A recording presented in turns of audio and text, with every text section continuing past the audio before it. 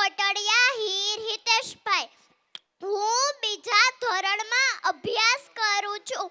આજે હું તમને પિતા વિશે કંઈક કહેવા માંગુ છું.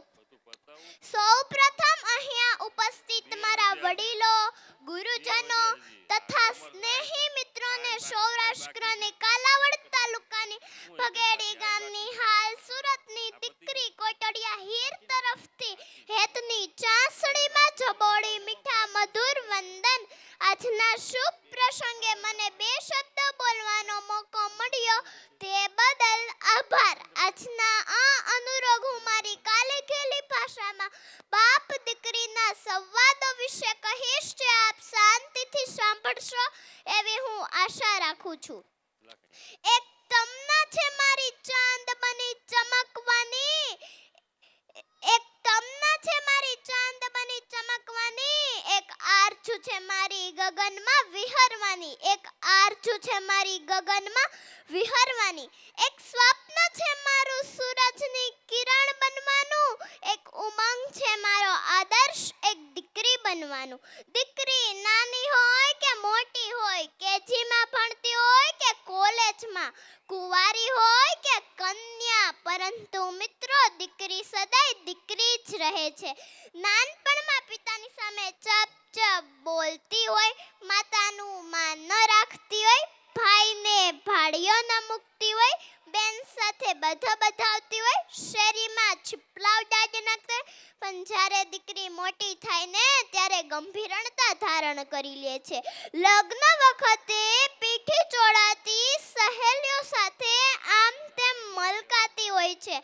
જ્યારે તેમને ખબર પડે છે કે મારી આ જાન આ ગામમાંથી શેરીમાં આવી છે, ત્યારે તેમને વિચાર આવે છે કે મારે આ વહાલનો દરિયો છોડીને પારકાને પોતાના કરવાના છે. પિયરના તમામ સંભરણા એક ખૂણે ધરબી દેવાના છે. સાસરિયાવાળા કે ગામવાળા પૂછે કે વહુ કરિયાવણમાં શું શું લાવી, એના કરતાં બધું મૂકીને આવી છે. માં, બાપ, ઘર, સમાજ આ બધું જ મૂકીને આવી છે.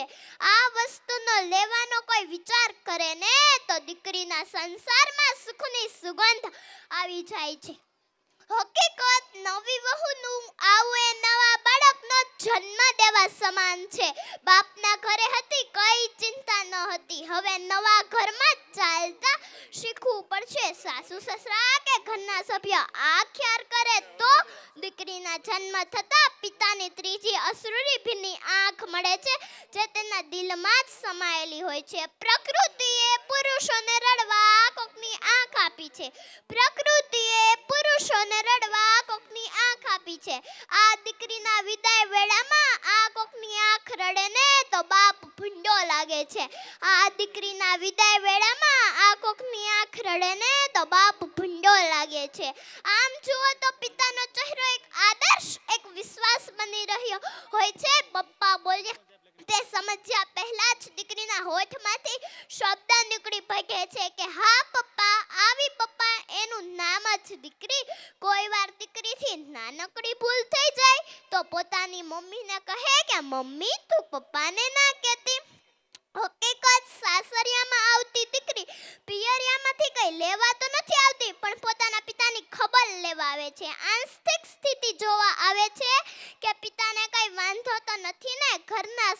ઘરના બધા સભ્યોને સૂચના દે છે કે મમ્મી તું પપ્પાનું ધ્યાન રાખજે, ઓ ભાભી તું પપ્પાને પાણી આપજે, ઓ ભૈલા તું પપ્પાને પરેશાન ના કરતો, હું તારા આધારે જાઉં છું, હું તારા આધારે જાઉં છું. દિવસોમાં હજારો કામ થઈ જાય પણ દીકરી પોતાના પિતાને નથી ભૂલતી. છેલ્લે ઈશ્વરને એકલી જ પ્રાર્થના કે તમારી દીકરીને એકલી દૂર ન મોકલતા. શિયાળાની કડકડતી ઠંડી હોય, ચોમાસાની મેઘલી રાત હોય અને પિતાના છેલ્લા શ્વાસ હોય, પણ દીકરી પોતાના પિતાને ચમચી પાણી નથી પીવડાવી શકતી. ત્યારે પિતા એમ કહે છે કે મારી દીકરીને તેડાવી લ્યો, મારે તેમનું મોઢું જોવું છે. આ પૃથ્વી પર મા બાપ છે ને મારા કોટી કોટી વંદન. આ અનમોલ રતન કે તમારી દીકરીને એકલી દૂર ન મોકલતા. गगन की शोभा सितारों से होती है, गगन की शोभा सितारों से होती है, नदी की शोभा किनारों से होती है, नदी की शोभा किनारों से होती है, पुष्प की शोभा सुवासों से होती है, पुष्प की की शोभा बेटी से होती है, घर की शोभा बेटी से होती है। Thank you. जय हिंद, जय भारत।